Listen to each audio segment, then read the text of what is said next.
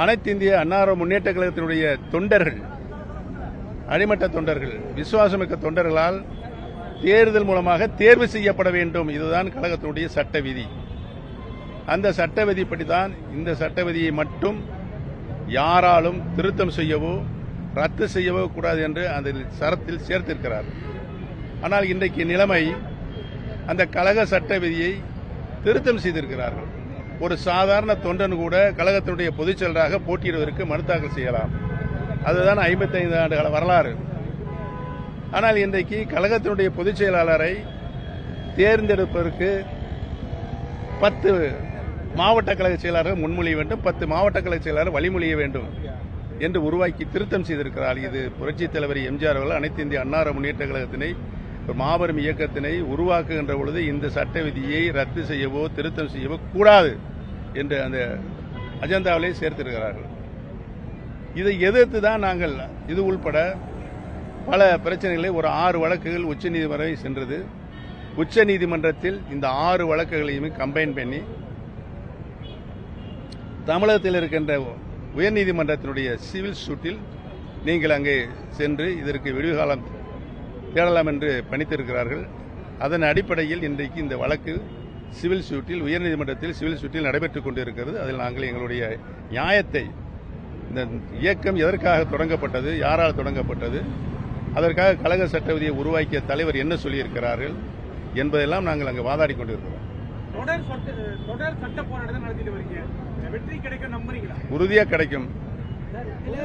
அப்படித்தான் புரட்சித் தலைவர் எம்ஜிஆரும் புரட்சித் தலைவர் மாண்புமிகு இந்த கழக சட்ட விதியின்படிதான் 50 ஆண்டு காலம் இந்த இயக்கத்தை உருவாக்கி வளர்த்தெடுத்தார்கள். யாராலும் வெல்ல முடியாத இயக்கமாக இந்த இயக்கத்தை உருவாக்கினார்கள். இடையில் பொதுச் செயலாளரை தேர்வதற்கு நான் ஏற்கனவே சொன்னது போல பல பிரச்சனைகள் இங்கே உருவாகியிருக்கு. இந்த பிரச்சனை எல்லாம் இருக்கக்கூடாது.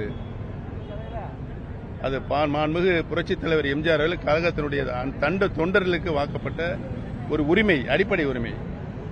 இந்த இயக்கத்தினுடைய உயிர்நாடியாக இரத்த நாளங்களாக இருப்பவர்கள் அந்த தொண்டர்கள். அந்த தொண்டர்களுக்கு பொதுச் செயலாளரை தேர்ந்தெடுக்கின்ற உரிமையை புரட்சித் தலைவர் வழங்கியிருக்கிறார்கள். இதை பறிப்பதற்கு யாருக்கும் உரிமை கிடையாது என்பதை தெரிவித்துக் கொள்கிறேன்.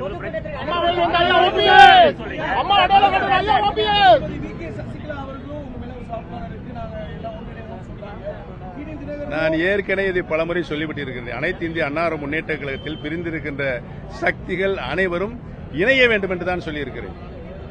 அனைவரும் இணைந்து புரட்சித் தலைவர் எவ்வாறு இந்த இயக்கத்தை வழிநடத்தினாரோ, புரட்சித் தலைவர் மாண்புமிகு அம்மா இந்த இயக்கத்தை எப்படி வழிநடத்தினார்களோ அதே போல் நாம் வழிநடத்த வேண்டும்.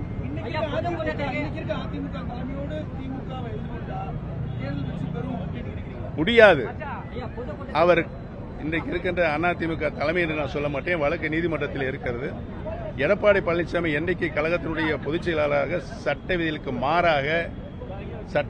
மாறாக இல்லீகலாக முறையற்ற முறையில் தேர்வு செய்து அவர் பொறுப்பேற்றுக் கொண்ட இதுவரையில் 11 தேர்தல்களில் அனைத்து இந்திய அண்ணா முன்னேற்ற கழகம் தோல்விதான் கண்டிருக்கிறது. ஒரு தேர்தல் கூட வெற்றி பெறவில்லை. யாருங்க அது? பிரதமர் கொடுத்திருக்கா? இதுவரை வரவில்லை. நீங்க ஏசியத்துக்குலாம் நான் பதில் சொல்ல முடியுமா? பிரச்சனை இல்லைங்க. தலைவர் அம்மாவும் நீட்டா அந்த கட்சியை நடத்தி போயிட்டு இருந்தாங்க. இவங்களுக்கு பிரச்சனைகளை உருவாக்கி இருக்கிறாங்க. அந்த பிரச்சனையை உருவாக்க கழக சட்ட விதிக்கு புறம்பானது என்பதை நாங்கள் நீதிமன்றத்தில் வழக்காடி கொண்டிருக்கோம். யாரு கனவு கண்டுக்கிட்டு இருக்கீங்க?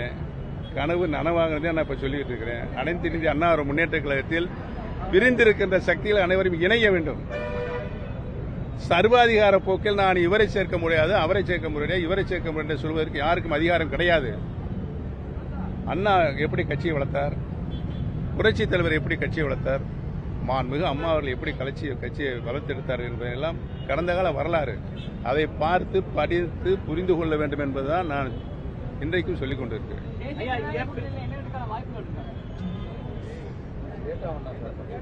சொல்லியாச்சு. யூகங்களுக்கெல்லாம் நான் பதில் சொல்ல முடியாது.